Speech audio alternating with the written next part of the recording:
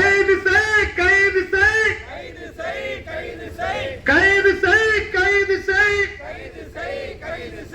உதயநிதி ஸ்டாலினை கைது செய். உதயநிதி ஸ்டாலினை கண்டிக்கிறோம்.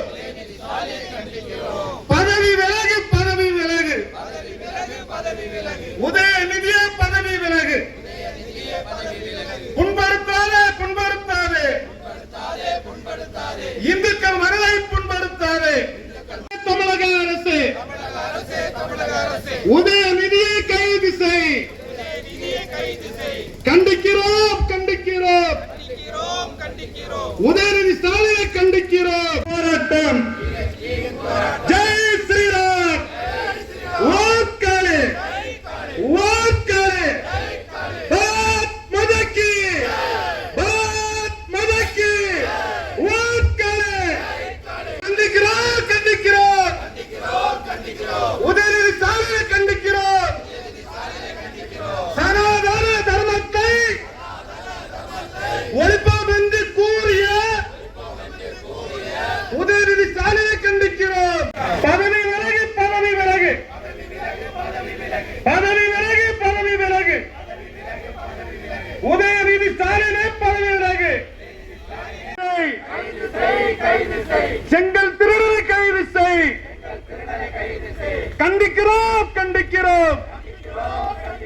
உதயநிதி ஸ்டாலினை கண்டிக்கிறோம். ஜெய் ஸ்ரீராம். அல்ல, கடந்த பல ஆண்டுகளாக, குறிப்பாக சொல்ல போனால் பாரத தேசம் சுதந்திரம் ஆவதற்கு முன்னாலே பல தீய திண்மை சக்திகளால் இந்த தேசத்திலே இருக்கக்கூடிய இந்த பாரத புண்ணிய பூமியில் இருக்கக்கூடிய இந்த தர்மத்தை, சனாதன தர்மத்தை மாய்க்க வேண்டும், அழிக்க வேண்டும் என்று முயற்சி செய்த பல கங்கணம் கட்டி இறங்கிய பல பல பெரிய பிரிட்டிஷ் சாம்ராஜ்யம், இஸ்லாமிய சாம்ராஜ்யங்களை எல்லாத்தையும் தகர்த்தறிந்து அதிலிருந்து மீண்டும் இந்த இந்து சமுதாயம், இந்த சனாதன தர்மம் இந்த ஓங்கி நிற்கிறது. அந்த தீய சக்திகளிடம் மீண்டு பாதுகாத்து நிறைந்திருக்கின்ற இந்த சனாதன தர்மத்தை இன்றும் சில புல்பூச்சிகள், புழுக்கள், அறிவில்லாதவர்கள், அறிவற்றவர்கள், மூடர்கள், மண்டர்கள் பேச்சுவாக்குக்காக, அவர்களுக்கு ஒரு பப்ளிசிட்டி கிடைக்குங்கிறதுக்காக அங்கங்கே கூட்டம் போடும்போது சனாதன தர்மத்தை அழிப்போம், சனாதன தர்மத்தை அழிப்போம் என்று சில புல்லுருவிகள் பேசிக் கொண்டிருப்பதை கண்டிக்கும் விதமாக இந்த ஆர்ப்பாட்டம் நடைபெற்று கொண்டிருக்கிறது. சனாதன தர்மம் என்றால் என்ன? பங்கு என்ன? மிருகங்களுடைய பங்கு என்ன? 6 அறிவுக்கு பங்கு என்ன? 5 அறிவுக்கு பங்கு என்ன? ஜந்துவுக்கு பங்கு என்ன? இந்துவுக்கு பங்கு என்ன என்பதை உணர்த்தக்கூடிய வாழ்வியல் தான் இந்த சனாதனம். அது யாருக்கு புரியும்? இந்துவுக்கு புரியும், மனிதனுக்கும் புரியும், மானிடனுக்கும் புரியும். இதை புரியாதவன் மனிதனும் அல்ல, மானிடனும் அல்ல, ஜந்து. அது சாதாரண விஷயம். சனாதனம் அதுக்கு ஒரு விளக்கம் கொடுப்பாங்க. சனாதனம் பிரிவினையை உருவாக்குகிறது.